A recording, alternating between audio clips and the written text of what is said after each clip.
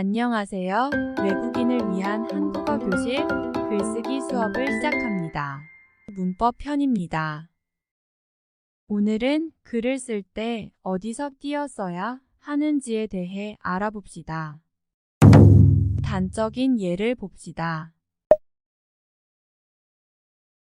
무엇이 문제인지 금방 알겠지요? 그런데 아주 가끔이지만 외국인들이 띄어쓰기를 이렇게 전혀 하지 않는 경우가 있어요. 이렇게 적절하게 띄어 써야 합니다. 그렇다면 한국어에서는 어디서 띄어 써야 할까요? 문장의 성분별로 띄어 써야 할 것도 같고 품사별로 해야 할 것도 같지만 단어별로 띄어 써야 합니다. 이 단어는 간단히 말해서 한국어 사전에 나오는 말들입니다. 하지만 예외가 많고 복잡해서 사실 한국 사람들도 혼동하는 경우가 적지 않아요. 오늘은 확실히 틀리지 말아야 할 아주 기본적인 사항과 틀리지 않을 쉬운 방법에 대해 설명하겠습니다. 기본 사항은 다음과 같이 세 가지로 나눠 얘기합니다. 첫째, 한 문장 안에서의 띄어쓰기. 둘째, 문장과 문장 사이의 띄어쓰기. 셋째, 문단과 문단 사이의 띄어쓰기. 먼저 한 문장 안에서의 띄어쓰기는요. 조사와 어미를 꼭 붙여 쓴다. 이것을 기억합니다. 예를 들어 아까 본 문장에서 이렇게 쓰면 틀립니다. 인공지능은 에서 은 조사이고 멋지는 멋지다라는 형용사의 기본형에 어미가 변한 형태입니다. 따라서 이렇게 붙여 써야 합니다. 한 가지만 더 얘기하겠습니다. 뭐뭐 할 수 또는 뭐뭐 할 것이라는 표현을 많이 쓰는데요. 이때 앞에 한 칸 띄어야 합니다. 예를 들어 아까 문장이 만들 수에서 수는 명사의 일종입니다. 이렇게 붙여 쓰면 안 됩니다. 또한 것도 앞에서 한 칸을 띄워줘야 합니다. 그런데 이런 것 말고도 올바르게 띄어 써야 하는 표현들이 굉장히 많습니다. 여기서 틀리지 않게 띄어쓰기를 할 수 있는 한 가지 방법을 알려드릴게요. 예전 수업 시간에 소개한 한국어 검사기를 활용하는 것입니다. 예를 들어 아까 띄어쓰기가 안 돼 있는 문장을 쓰고 검사하기를 누르면 띄어쓰기를 이렇게 맞게 고쳐줍니다. 오른쪽에는 설명도 있고요. 그러니까 여러분이 일단 최대한 띄어쓰기를 해보고 이 검사기에서 확인하면 됩니다.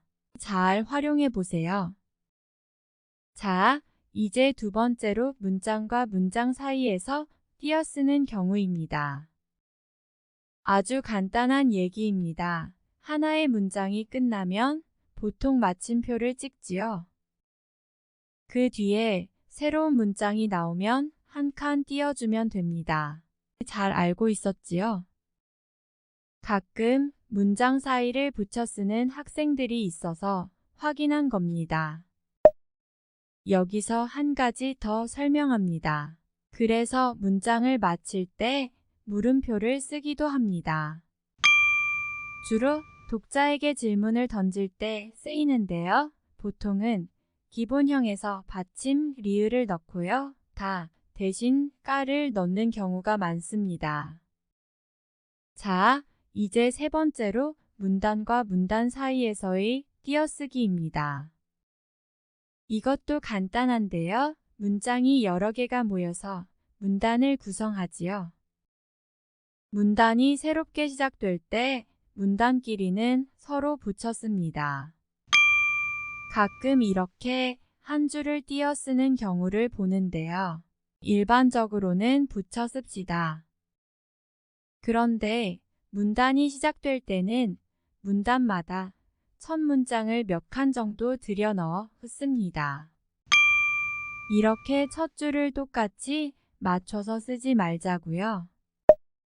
자, 이 정도로 띄어쓰기의 기본 사항을 정리합니다. 오늘 마지막으로 띄어쓰기에 따라 의미가 달라지는 사례를 간단히 살펴봅시다. 둘 다 못하다 인데 띄어쓰기에 따라 의미가 달라집니다.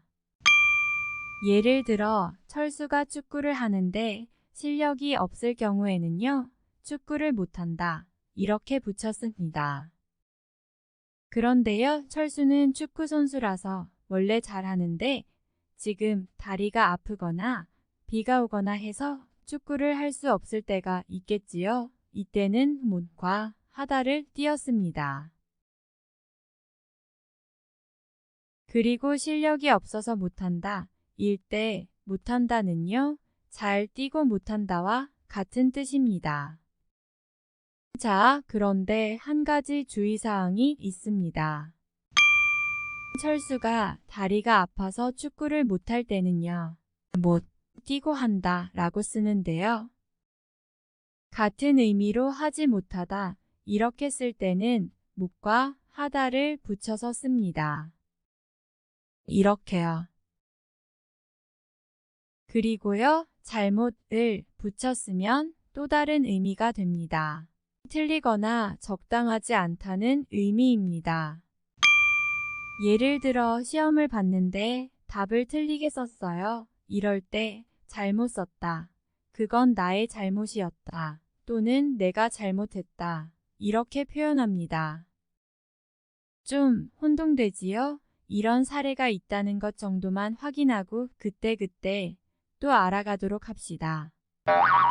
오늘은 여기까지 합시다. 다음 시간에 또 만나요.